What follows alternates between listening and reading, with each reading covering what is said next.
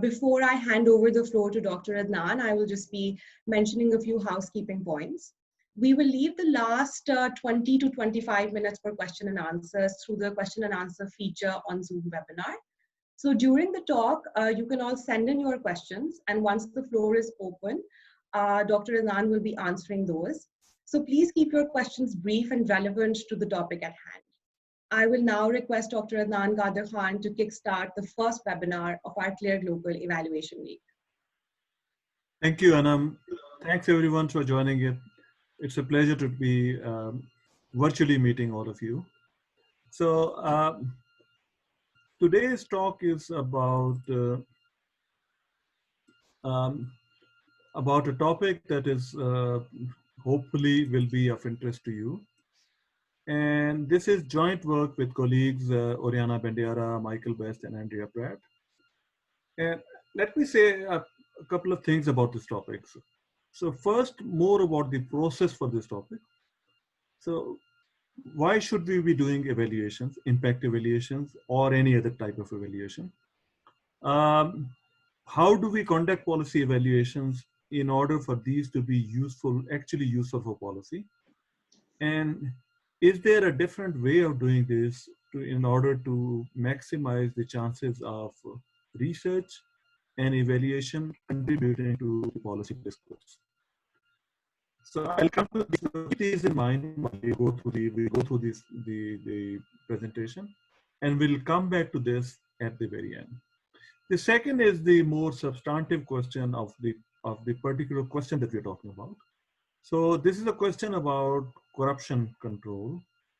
And we all know corruption is bad for development, is bad for the social contract between citizens and state, for all kinds of reasons. There's enough evidence out there. So it is a worthwhile goal to have to control corruption. There's no doubt about that.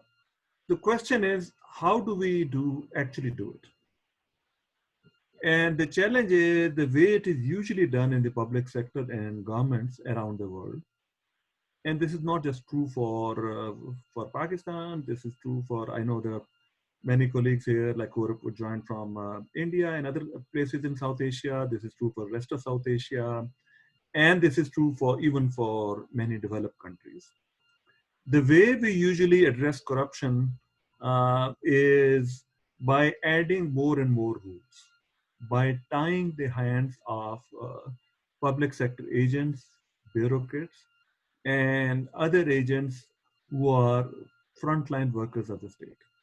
Now we all know, हमें पता है कि बाबू जो हैं वो don't really work many times.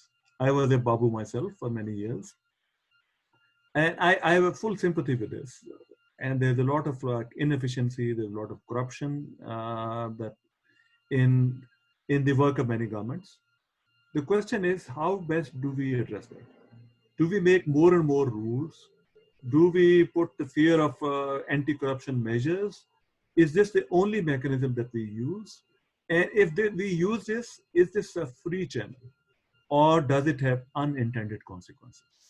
And I'll argue today that corruption control measures, if not designed appropriately, could have large unintended consequences that may be even bigger than the original source of the corruption. Another view of why we should be studying this question is rules can obviously generate big inefficiencies. Rules can also leave little scope for exercising innovation. And rules can also be very demotivating. I can tell you as a former bureaucrat and other colleagues also, yes, there is the issue of corruption in government and in public sector. But if the only instrument at our disposal is to tie the hands of bureaucrats, this may generate more waste than the waste generated due to corruption. Whether it actually does it or not is an open empirical question. I'm not saying in all circumstances that's what would happen. Okay. And how do we deal with this question? So typically we, whenever we form, and this is true for both public sector and private sector organizations, whenever we set up an organization, we basically either bring people together and then have some way of allocating authority to make decisions between different layers of the hierarchy. Okay? And then we incentivize monitor behavior. Unfortunately, in public sector, we mostly focus more on less on incentivizing behavior and more on creating hierarchies and supervisory tiers and audit tiers and regulatory tiers, and more on designing, establishing rules to empower them, and less on in terms of providing people incentives, and not necessarily financial incentives, all kinds of incentives to align their behavior with the interest of the citizens. Okay, so bureaucracies mostly rely on rules. That's an empirical fact throughout the world. But once you have, once you form an organization, how much authority should you give to the supervisors, the call it the regulators, the supervisors, the auditors, vis-a-vis the frontline worker is a key choice that every organization faces, both in public and private sector. Should we give the frontline agents, delegate more authority to them and give them more control, and sanction their behavior ex post based on what they have done? Or should we control their behavior ex ante by telling them, by regulating through rules, what they can and can't do? And we observe very different choices throughout the world. And here are some examples of those. So this comes from US Army. This is one small part of a large manual on for buying chocolate cookies for the US Army. So just this manual chocolate cookies is 26 pages long.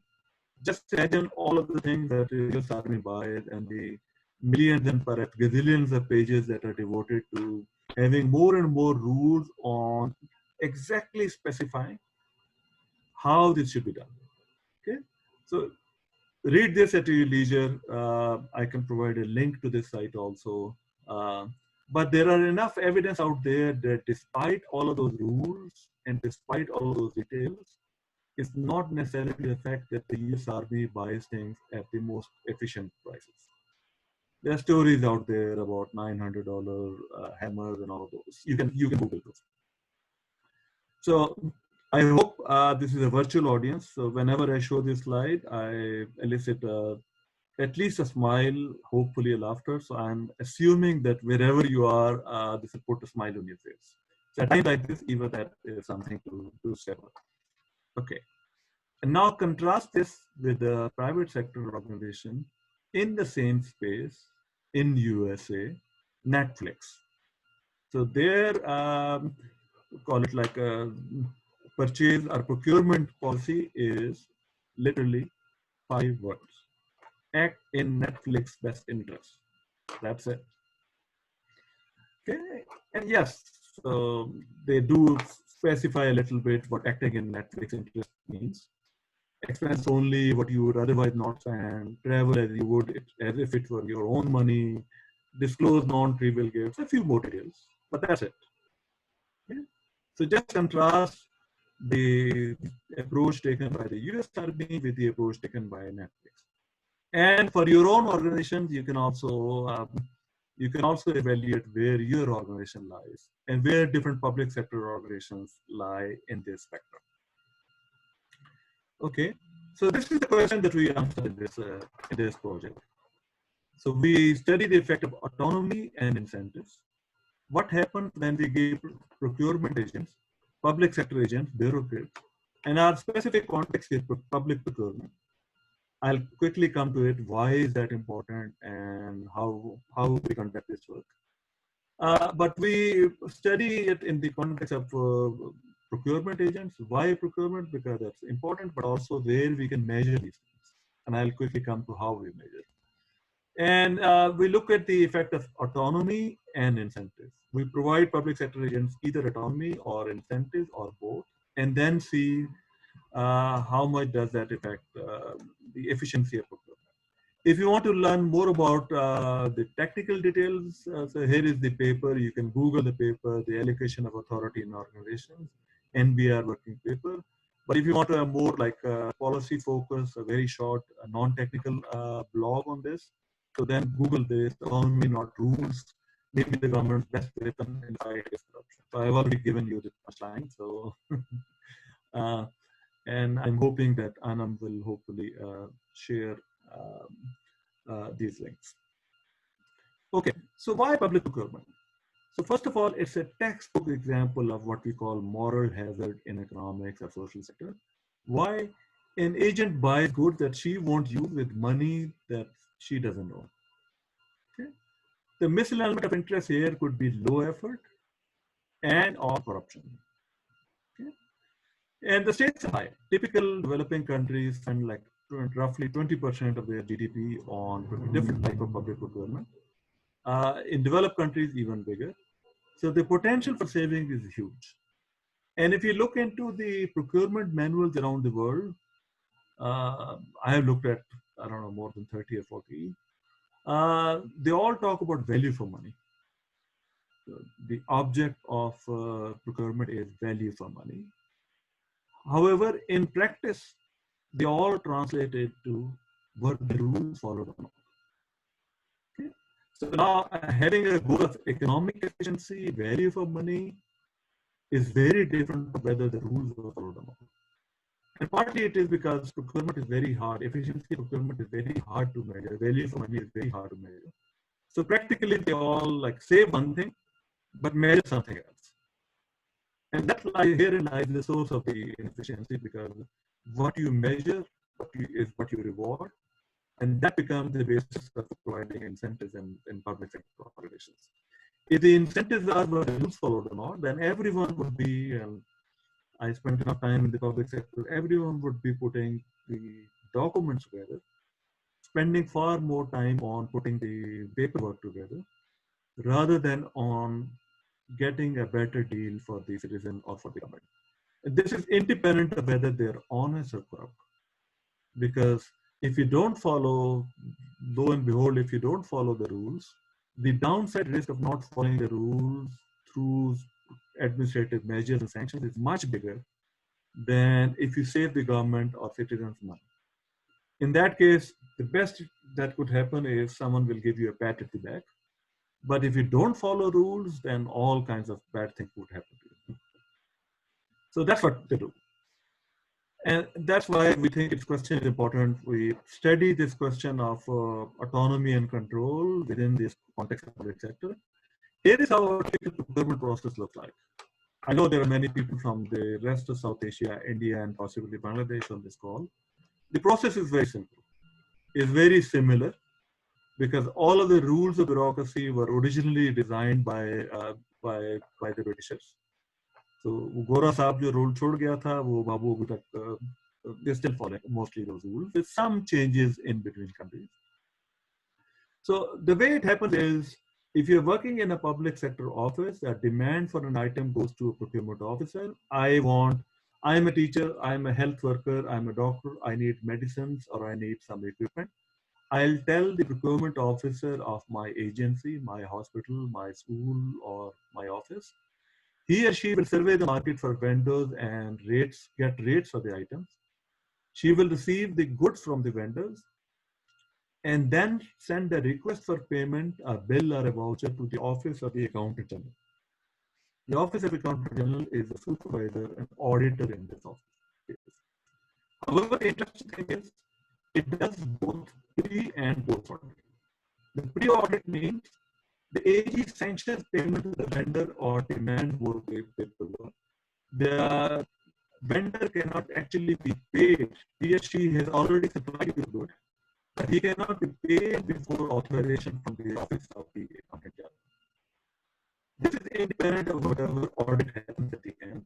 So call this pre-audit. This is the peculiar feature of many public sector organizations in South Asia and many other parts in Africa also. The rules are very similar.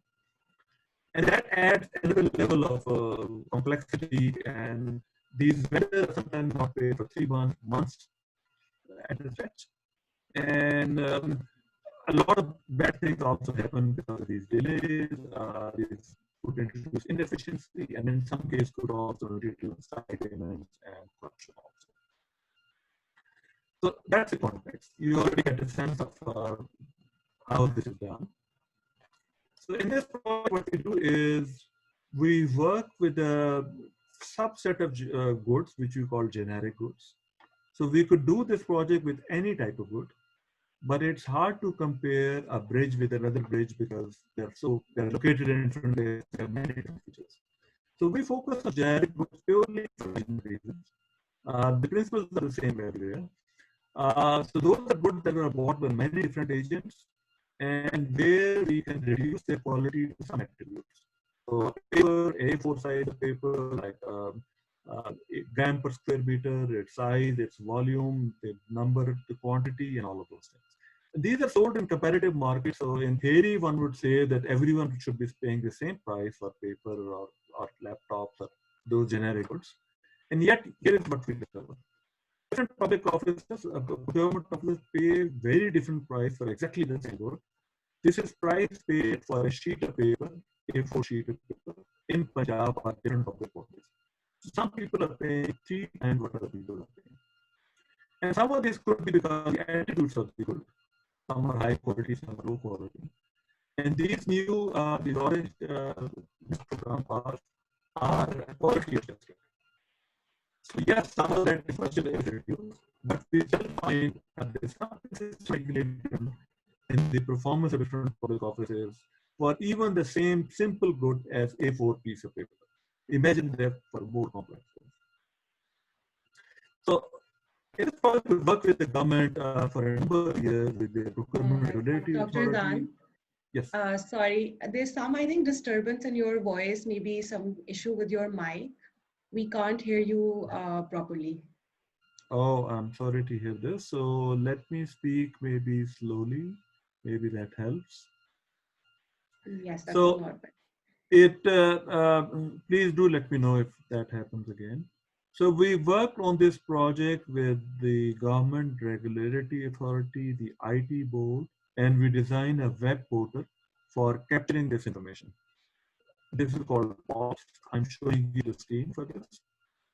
And any public agent who wants to now procure things would now go to this system and enter all the relevant information. Paper, what size, what grammage, all of the relevant information. Laptop, RAM, ROM, memory, all of those things. Okay? We trained a lot of people on this new system. So a move from a manual to a digital system, this itself would have a big effect. However, whatever we do is on top of this. So we run an RCT, a field experiment, where both the control and the treatment were given the same treatment. So we randomly picked about 700 officers from Punjab, from 4 different agencies: agriculture, education, health, communication, and we randomly give them different treatments. Some were told business as usual, some were given autonomy, some were given incentives, and some were given incentives along with autonomy. And I'll give you an example of what this means. The autonomy treatment was we give them cash in hand, which is the government procedure where officers are given money, then they can procure things and then send all of the paperwork for post-audit to AG. So this removes pre-audit. I can get a thing from the market and immediately pay, and then send all the paperwork to AG for post-audit. Okay? So it limits AG discretion. This can obviously be misused, but this can also improve things, as you can imagine. So this is the process that I already described. And our autonomy treatment removes one part, which is the prior approval by the AG before the vendor is paid. Our incentive treatment is we get all of the data on goods, their attributes, and then we develop statistical measures of quality adjusted unit price paid for the same good. And we rank all public bodies from the most efficient to the least efficient. And the top for groups, people in the incentive treatment. They get a gold prize, which is 2 months of extra wage per year. The silver group gets 1 month wage, and same for others. This process involves non-discretionary, foolproof, private sector auditors and government people jointly set together requirements. It was done 2 times a year, so that people knew during the year that this was credible and they could Sorry, improve. Dr. Adnan, to interrupt again, but it's still there, the disturbance in the sound. Okay. There's So some distortion. There's a lot of distortion? There's some distortion when you're going through the slides when you're talking. So it's difficult to sort of comprehend what you're saying. I can speak slowly or I can let you see the slides. Here is a measure of how we measured quality. And I don't need to, all of those details are in the paper. I don't need to go through these. And one thing you can do is you can ask people of key things that were not followed. And maybe you can repeat those things at the end. Or I can type in the chat box in case things are not clear. What do we find? So we use budgetary data or the data, and here is what we find. Autonomy treatment reduces prices roughly by 9 percentage points, which is a big amount. And incentives don't have any additional effect. The combined treatment gives us as much saving as the autonomy. Big result, autonomy works, incentives don't work. Now the question is why? Well, the effects are big. These effects are big enough that the government stays quite long. This money could be used for other purposes. And why this is the case is because of all power in this case is held by the auditor, the supervisor, the office of the agent. And when we give autonomy to the agent, it by definition means taking power away from the auditor. And the net result depends on who is more competent or efficient or honest. So let me try to explain it in the intuition. You have a frontline agent, procurement officer, and you have a supervisor on top of him or her. And the results depend on who is more efficient and honest. If the supervisor is more honest and efficient compared to the procurement officer, then our autonomy treatment will worsen outcomes, taking power away from a competent, honest supervisor and giving it to a less competent, more dishonest frontline agent will worsen outcomes. It would be the other way around if the frontline agent was more honest and efficient compared to the supervisor, and taking power away from a less honest supervisor and giving it to a more honest and efficient frontline agent would improve outcomes. For incentives, it's the other way around. Incentives would work best when both supervisor and agent are aligned. When they are both honest and efficient, they will work jointly to improve outcomes. So we have a whole theoretical model that I will not go through, but that gives you this prediction. So how we measure whether someone is honest or not? So you cannot ask this question. We use variation in the fiscal year, the June effect. So June is the last month of the fiscal year. So people are desperate to spend money at the close of the fiscal year because if you don't spend it, you lose it. Those are the rules of public sector. And if you want to hold your position, bargaining power to get more out of someone else, a supervisor, then you tend to approve these transactions close to the end of the year. That's what we call June effect. And that's a measure of how honest our supervisor is. And we use this measure, and what we discover is exactly what our theory tells us. Incentives reduce price when the auditor is not too inefficient. In other words, the auditor and the frontline agent, procurement officer, are both aligned, in which case they reduce prices. So this is reduction in prices for the same quality, which is a good thing. Autonomy does completely the reverse. So on the horizontal axis, we have how dishonest or inefficient the supervisor is. And on the vertical axis, we have reduction in prices, which is a good thing. As the supervisor becomes more inefficient and dishonest, there is more reduction in prices. Okay, so this also explains the combined effect. And this is because autonomy reduces delays, and this effect is more salient when the auditor is inefficient. For places where the auditor is more inefficient, there is more improvement in quality. Now you could argue that maybe it improves outcomes, autonomy, but then there are some people who would misuse the system and have massive corruption. If that were true, we find it out technically through what we call quantile treatment effects.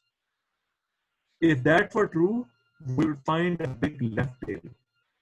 Mostly autonomy reduces prices is good, but in some cases, there is massive increase in prices.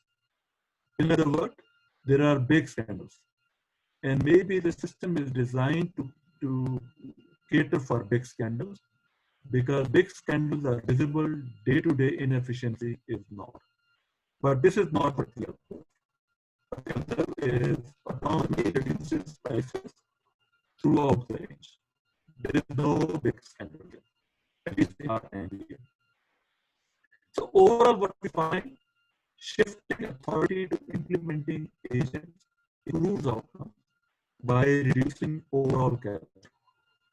Performance rate doesn't work because all the power in this context is held by the supervisor, and giving performance rate only to the procurement agent does not improve the outcome because he or she is powerless.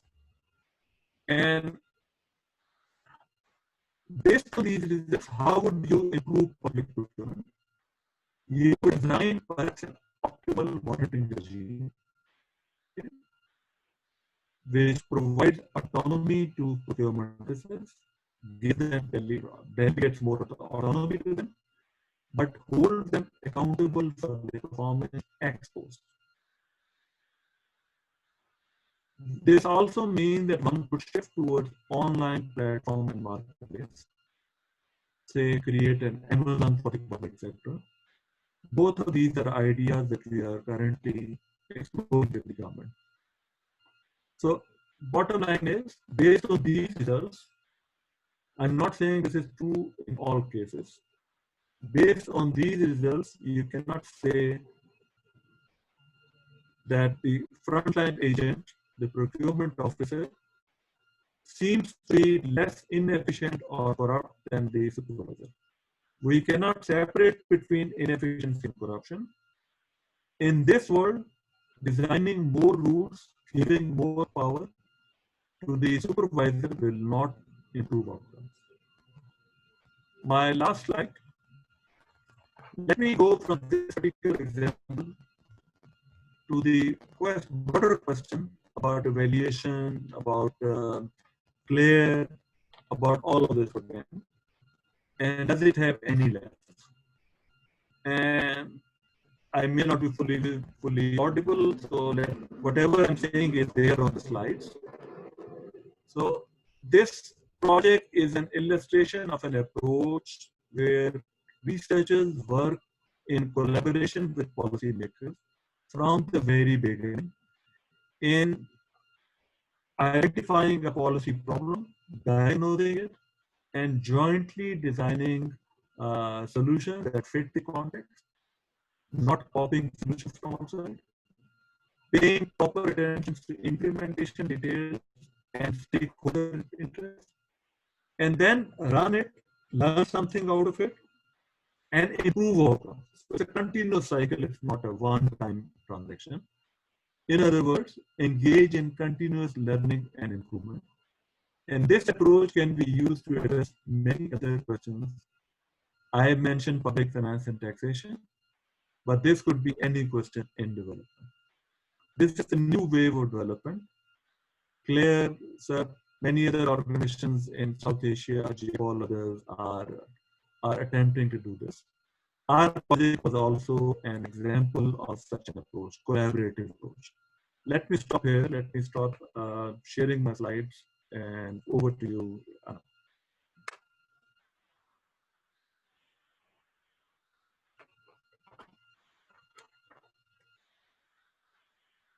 Anand, looks like you're on mute. Sorry, my apologies. Thank you so much, Dr. Adnan, for a very insightful, very interesting presentation. I would now like to request all of the participants, now that the floor is open for questions, so they can send in their questions in the question answer feature on Zoom webinar. Dr. Adnan, our first question is that rigorous impact evaluations usually are very time intensive, whereas governments are often keen on generating results very quickly so that they can share them with the public. So how can we reconcile these two goals of very rigorous impact evaluation, but also generating quick results for politicians and government officials to share with the public? Yeah, that's a great question. So broadly, this question is not just a question of timing, but also I would call mismatch of horizons or misaligned incentives. Right. Government wants something quickly, whereas researchers would perhaps take a lot of time. And there is no easy answer to this question, but one way of doing that, which is what we did, which is what other projects do, is align the short-term and long-term incentives.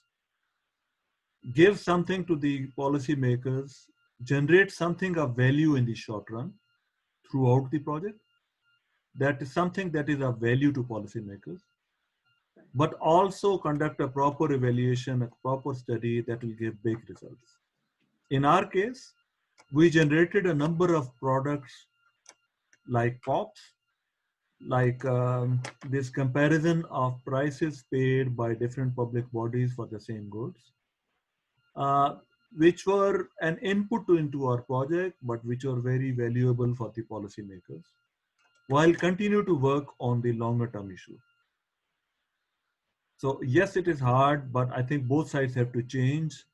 If we only focus on the short-term questions, then long-term important questions will get unaddressed. If we only focus those, then it's hard to align the incentives of policymakers who face very short-term incentives. How do I make my next budget? What decisions do I take now? So it is possible to align the two. Dr. Adnan, our next question is from Kirtika Rajagopalan. I hope I pronounced your name correctly. She wants to ask that in the process of conducting the experiment, did the researchers ever come across instances of selection into corruption or any behavior of learned corruption over time? So for instance, officers might have gotten themselves into the position with the intention of being corrupt, or could have learned how to become corrupt after joining the role. And what were the potential ways in which you evaluated this or resolved this? So great question, Kirtika Rajagopalan. Two parts of this question. So one pertaining to our experiment, the other a broader question. Pertaining to our experiment, participation into the project was fixed. So we were not looking into the selection question. We randomly assign officers and offices to participation in the program, and that was fixed. Even if they were transferred, so then we had different criteria for how to deal with those. Um, in other words, they couldn't select into or out of the program. Another aspect of your question is also, would it differentially affect people who are different types? Absolutely, yes. And one caveat also is our results do not suggest that um, this will be a permanent fix for all time to come. All human agents, public sector agents included, can game the system. As soon as you design an incentive mechanism, people learn over time and can game it. So I'm not saying that this solution is game proof. Our experiment, our results show us the potential of a very counterintuitive. So to the best of my knowledge, the first study that shows rules could be counterproductive, rule itself could be a big source for corruption. Um, uh, but also in the longer run, yes, two kinds of effects could happen. One is people could learn and could start gaming the system. Second is, so this is effect on the people who are already there. However, if a system like this were to be adopted, this could also lead to a different composition of public sector agents. In other words, honest people could also start joining the government, and it could change the composition of public sector offices. One common refrain that we heard from bureaucrats is, the system is designed in a way that no one trusts me. So why should I behave differently? Yeah. And once the system starts trusting people, delegating more autonomy to them, it could also lead to a different type of people joining government and changing the composition over time. A bigger question is, in order to change the behavior of people in government or government performance, there are three broad things that could be done. Selection, changing the composition of people. Incentives, changing the incentives under which they work.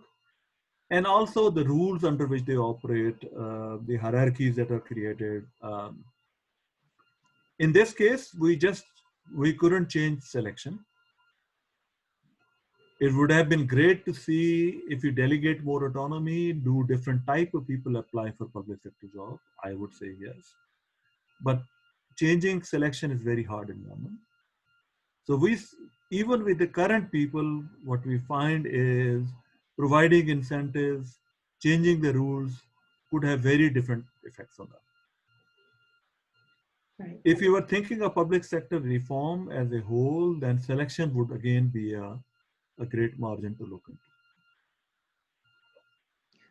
Thank you, Dr. Adnan. So given that this was a large-scale experiment with one of the most sort of significant department in the government, which takes up a lot of budget, we're also interested in learning what kind of challenges did you face, given that in the experiment that you ran, two of the treatment arms were the ones in which you were diminishing autonomy of the AGs. So how were you able to convince the government, the procurement department, of this evaluation design that we're going to diminish the authority or the autonomy, the discretion of the AG, and then sort of run this experiment? Yeah, great questions. It wasn't easy at all, is the simple answer. Extremely hard. It was much easier to convince them to provide incentives. Extremely hard to convince them to delegate more authority or autonomy to procurement officers. Why? Because people have very strong priors or beliefs about how the world operates. And one very strong belief is we cannot trust these people at the front line because they're corrupt. because Right. they are inefficient. That's very strongly held and ingrained in the minds of supervisors. Extremely hard to change. So it took, I would say, roughly 2 years for us to be able to convince, at least to this extent, that even if you're right, we don't know whether you're right or not, but let's test it out. And in Right. the end, now we can say, eventually we found smart policy makers, the head of the provincial government, and a few others were convinced, and they allowed this approach to take place. Uh, so yes, there are pockets of people, there are people who think differently or who can be convinced. But at the end of it, we have a much stronger argument today than we had at the start. We Right. can already tell them, look, the best evidence that we have doesn't support this argument. I'm not saying all supervisors are inefficient and all frontline agents are not. But if this were the reality, if we take our results seriously, then the first reform that you would design is perhaps not increase more rules, give the supervisors even more authority. On the margin, that's not what you would do. I'm not saying do away with supervisors. So one way of looking into it is let the supervisors do their job more appropriately by having proper data for them to base their audit or supervision on. Right now, it is just based on hunches, process. You didn't have 3 courts in the system. You didn't follow the rules. And it's not like an objective, statistical driven value for money question. And secondly, you cannot tie someone's hands, have a 3-legged race, and then also compare them like have someone whose legs are tied and then compare them with others who are not. If we have appropriate measures to perform, to check or to compare their performance, and you have adequate measures of ex post controls, then you need to give people autonomy to do their job and then ex post evaluate whether they did it rightly or wrongly, give them incentives, rewards if they did it rightly, hold them accountable through whatever ways are feasible if they didn't do a proper job.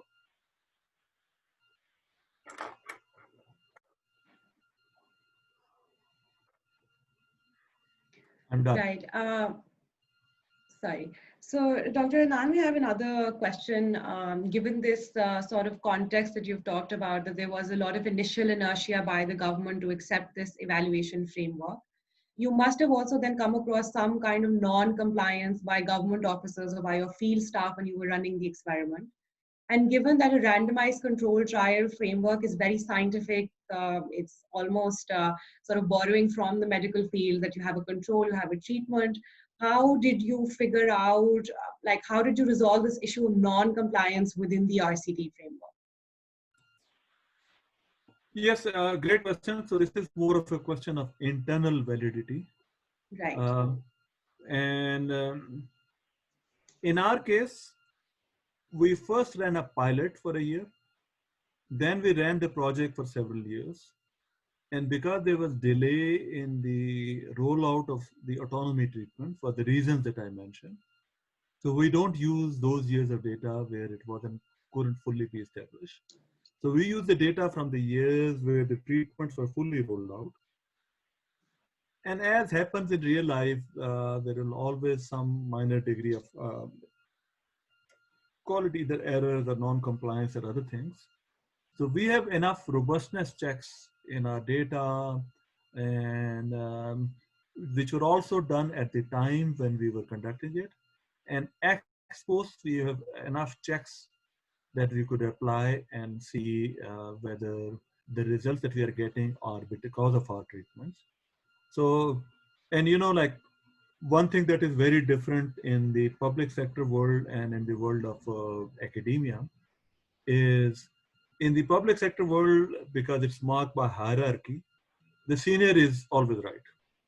So whether he or she makes sense or not, in our world, and if you criticize the senior, so they don't like it at all. Um, in the world of research, there is no hierarchy, permanent hierarchy. If there is hierarchy, it's on the basis of achievement and other things. And the way knowledge progresses is by contesting, arguing, and trying to falsify other people's results. When we present these, and we have presented this about 40 times past few years, we welcome the fact that people are trying to demolish our argument, trying to find holes with this. Because then we find an argument, we give a counter argument, we do more work, and that's how rigorous evaluation is done. That's how scientific knowledge progresses, which is challengeable, which is not based on hierarchy. And this is also the discipline of our fields, all scientific fields, including economics. So this paper is now revised and resubmitted at the Quarterly Journal of Economics. So it has gone through a peer review process and other things. So this concern is valid, but that's the process that we followed, and those are the questions that we address in the paper itself. So, Dr. Nan, another question.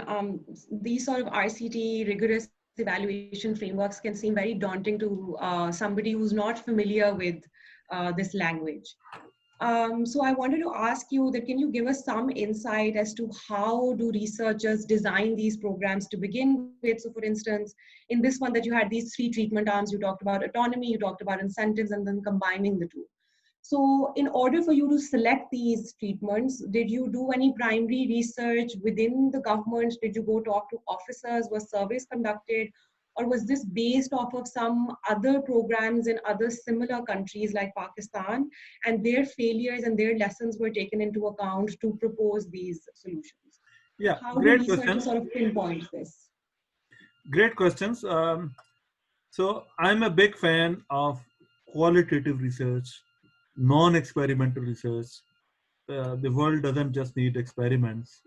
Yes, experiments are useful in certain cases, but they also need to build on something else.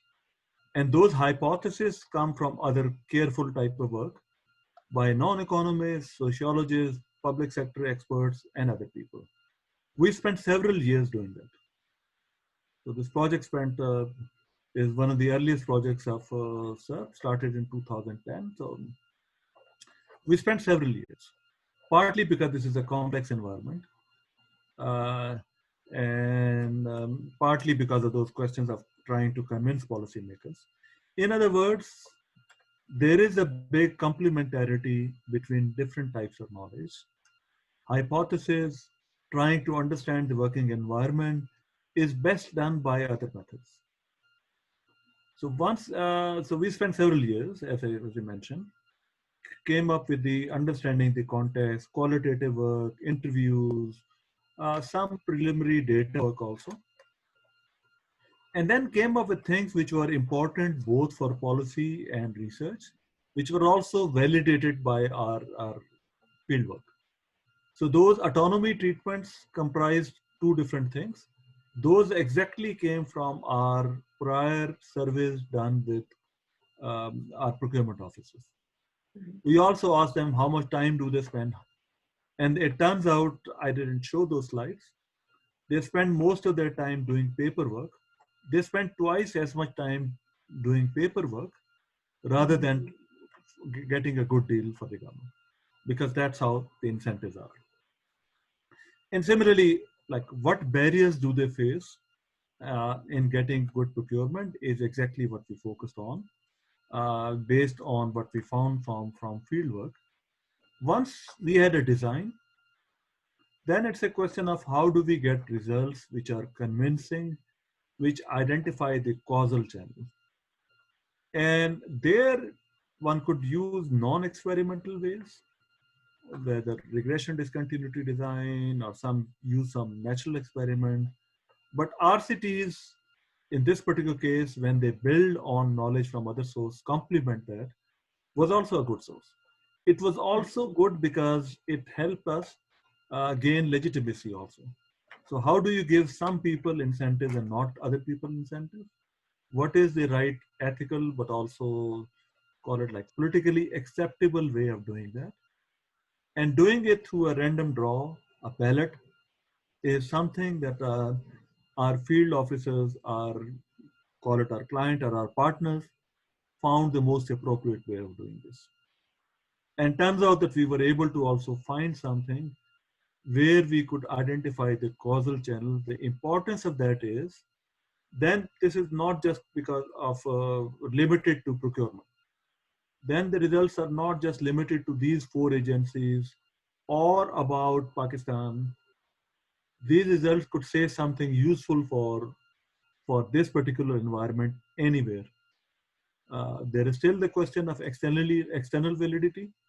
How much would you translate the results coming from this one particular piece of evidence to other contexts? And I would not suggest putting 100% weight on those. Environments are different. However, we do learn something from other contexts, something done which is useful in South Asia or in India or Bangladesh, especially when the environments are similar. They tell us something about the underlying mechanism, especially the causal mechanism, and that's how our scientific knowledge advances. Adnan, we're just sort of running out of time, so we'll sort of ask you our last question for today. You mentioned that this POPs system that was developed by your team has now been taken up by the procurement department in Pakistan and is being scaled up. So if we want to sort of learn more about how this is being scaled up, to which departments, can you tell us of how we can do that, how we can follow the study to that scaled up version? So both true and not fully true, in the sense that the system as design is running in some forms. Some of the lessons of those have been taken in other contexts. And I wouldn't necessarily say that for a permanently running system, POPs would be the best example out there. Because we did a few things which are important for research, collecting a lot of data and other things. Government may want a simpler system. And the agriculture department in particular is having a simple, call it a system or a follow-up of POPs. And while these lessons are also informing other attempts at scaling up the something like this, an e-procurement system. And we are currently in discussions with the government, because it's not just setting up a digital system. Technology, online systems can help, but they can also backfire if we don't consider the incentive mechanisms underlying these. Right. That's also one of the messages of the study. So we are working with the government in designing something that is simple, that can be rolled out, and where the incentive structures are also aligned. Right. That's not very simple. Like, it's not just putting, in other words, having a bunch of people with computer programming skills is important, but that's not sufficient. Mm-hmm. So it's not just a technical problem, it's also an incentive problem. Right. I'll just check if we have another question. There's just one last question. We only have 4 minutes left. So Adnan, just quickly, a follow-up question from Kirtika. She's asking that designing such studies and surveys must have been really challenging. There might have been a possibility of social desirability bias, which might have played into their responses. How was the reliability of the responses by the procurement officers ensured? So certainly true, Kirtika. In the initial surveys that we did before our project, we asked them questions, so those were anonymous. Yes, there could have been social desirability bias, but those were just used to identify or to bracket the barriers in good procurement. As for our actual project, this is not based on self-reported data. So this POPs data is also matches the actual procurement data. We also conducted physical verification. So this is hard data. We also conducted user surveys of both procurement officers, but also end-line users and others. Our basic results are not, A, they were anonymous, so there is less of bias, but our main results are not contingent on self-reported data, which could be subject to these things. And where we have some findings, those are triangulated by other data that we have. Thank you, Dr. Adnan, so much for taking out your valuable time from your busy schedule to share such detailed insights on such a pertinent policy topic. Thank you so much. I would also like to thank all of our participants for making this a very interactive session, and I hope that all of you can also join our second webinar of CLAR's Global Evaluation Week tomorrow. I'll shortly be sharing the link to the blog and the paper that Dr. Adnan had mentioned in his slide deck in the chat window. So thank you, everybody. I'll just share the link. And thank you, Anam and Seth, for hosting it. And thank you very much for those who participated. Those were great questions, and they demonstrate the high quality of the audience. Thank you very much, everyone. Thank you, Adnan. I'll just share the link to the paper.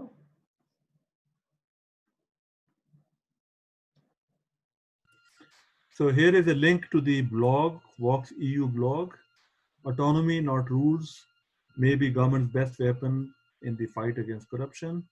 And Anam, thank you very much. She has also shared the link to the paper, which is an NBR working paper so far.